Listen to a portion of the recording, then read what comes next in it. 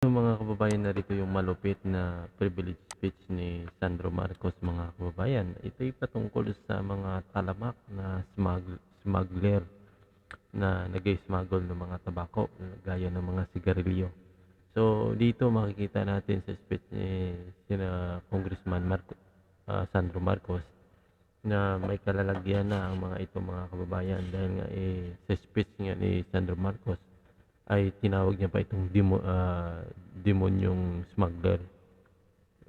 Mantakin mo kasi ang tax kasi na nawawala dahil sa mga smuggler na mga taong ito. Instead kasi na yung tax ay mapunta sa gobyerno, ay hindi napapunta dahil nga sa ginagawa nila. So mayroong safeguard na matindi, no? Kumbaga itong penalty ng mahulihan na nag-smuggle ng tabako, at kasama na diyan yung mga mga kababayan, kasama na yung warehouse, no? Grabe yung gustong mangyari dito ni Sandro Marcos. So panoorin niyo ito, mga kababayan, at humusga dito sa kanyang speech.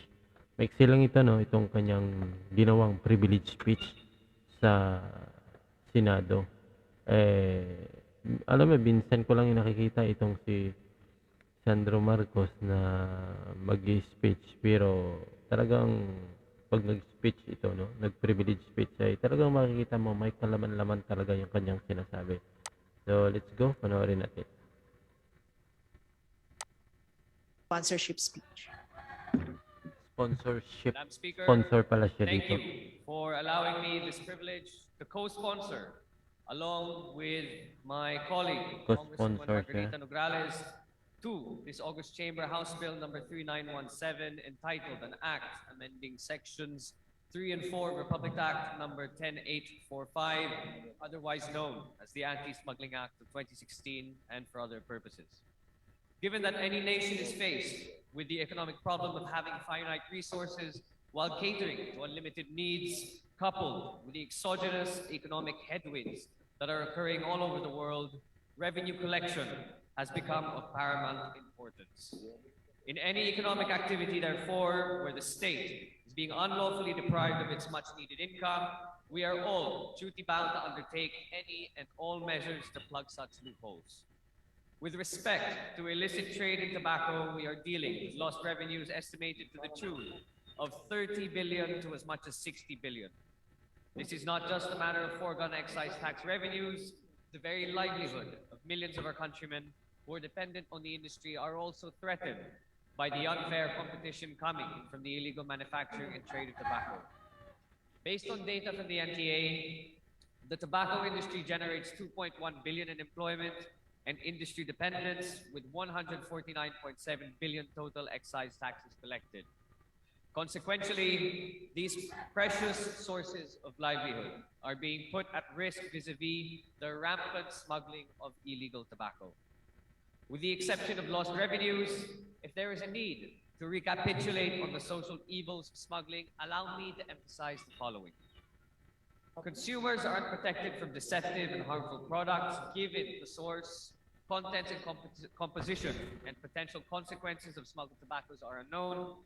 It hurts our local industry, where legitimate businesses, which are compliant with laws and regulations, which are unprotected from intellectual property rights to fair competition. Farmers, workers, and dependents are also affected as a consequence. Finally, government health policy objectives are distorted. Since the smuggled products are unregulated, no graphic health warnings and other mandated warnings are accurate according to the actual national statistics. There is a fact that is not widely known, but income from the so-called sin taxes, of which revenues from the tobacco industry comprise of 58%, or 94 billion of the total health budget. The truth, therefore, is that tax collection from tobacco products not only strengthens funding for public infrastructure, but has a direct impact as well on sustainable development goals and our universal health coverage as a country. As such, House Bill number 3917 seeks to include tobacco both in its raw form or as finished product, as among the agricultural commodities, the illegal importation of which can be classified as constituting economic sabotage.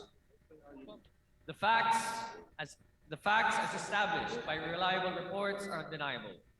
In Mindanao, on an almost daily basis, illegal cigarettes are being seized by the Bureau of Customs. It is estimated that 6 out of 10 cigarettes sold in the market already come from illegal sources. Even in our own tobacco-producing region of Ilocos, nearly 10% of cigarettes sold are considered illicit. House Bill 3917 aims to spread a wider net that will allow our law enforcement agencies to catch not only the illegal importers themselves, but also their cohorts or collaborators, facilitators, forwarders, and even warehouse lessors.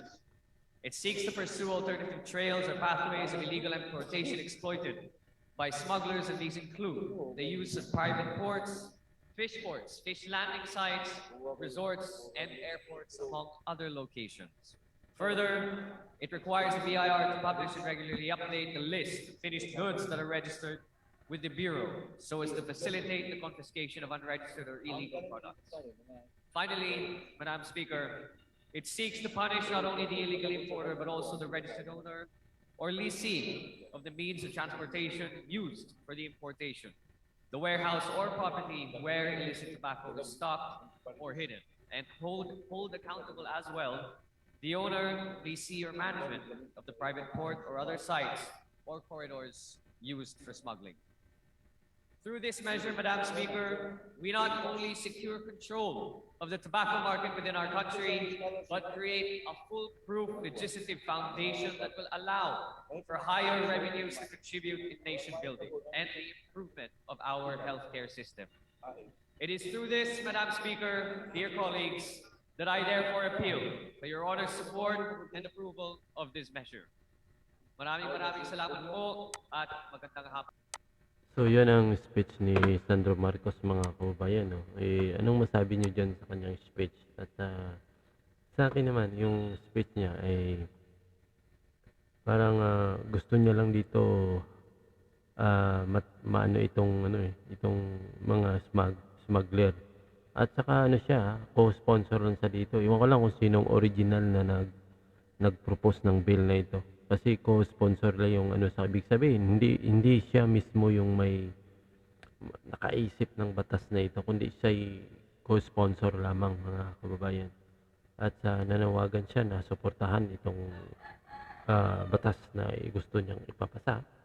Dahil ito'y patungkol ay tinawag niya pa nga na evil smuggler. Kasi alam niyo, totoo naman, once kasi na hindi ito makontrol ng smuggler ng sigarilyo. Kasi ang gobyerno, kaya tinaasan yung tax ng sin tax na yan, na tinatawag ng sin tax ng sigarilyo. Dahil yung tax na yan ay pupunta sa gobyerno, no? Napakalaki, gaya ng inumin na nakakalasing ay mataas yung tax. At saka yung tax na yan ay pupunta sa mga pangangailangan ng gobyerno, pagpapatayo ng mga ospital, daan, mga chichichi, mga ganon. So, yan ay gustong masawata ni Sandro Marcos, itong mga smuggler, para yung tax talaga ay pupunta sa gobyerno ng tama. Kasi kung smuggler lang naman, nagbabayad ba ng tax ng smuggler? Hindi Diba? Dahil nga smuggle nga. So, yan lang muna ang ating video, mga kabayan, sa speech ni Sandro Marcos. Good morning at see you next video, mga kabayan. Huwag niyong kalimutan i-follow, i-subscribe itong ating page at paki-like na rin sa ating channel sa YouTube.